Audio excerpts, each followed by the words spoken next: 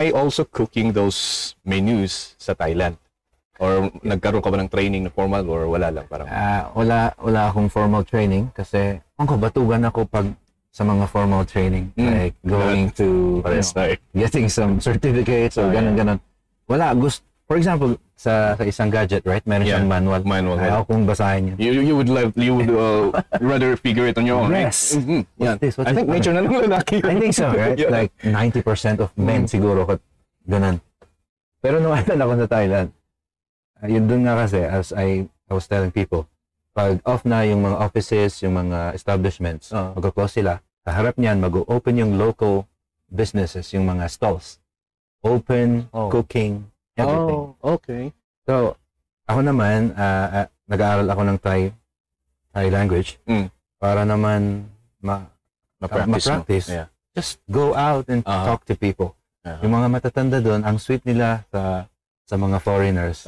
Most especially pag nagsasalita ka ng salita nila. Parang aliw na aliw sila. Yes, and they will answer you and they will teach you.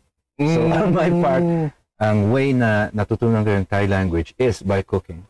So lahat ng ginagawa niya, lahat ng ingredients, sinasabi. At the same time, you're learning how to cook the dish. So I was very observant, and then there came a time na from an apartment, umupa na kami ng bahay.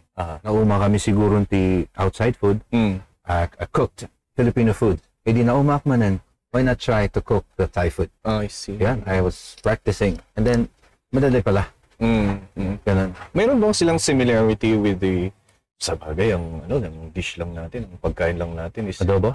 Hindi. Igorot. What? Pinikpikan. Di ba? Yun lang. Sa'yo tingin niya ba eh? Wala yung parang... Wala akong maalalang gano'n eh. Lambong lang. Lambong lang. Yes. Ganun lang naman. Easy actually. It's very easy, practical. The essence of the meat is there. Yeah. Yun lang naman ang natin doon. Pureness, the essence. Pero meron bang pagkakaparehas? May dish ba silang pagkaparehas? Wala. In the northern part of Thailand, may mga mountain people sila na tinatawag. So medyo kapareho din natin na mountain people. Meron din silang fabrics. Oh, really? Yeah. Wow. It's the same. Yung mga pattern lang siguro ang hindi. Pero yung itsura, pareho.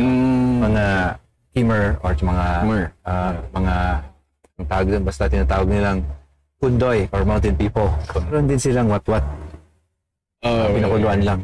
I see. Pero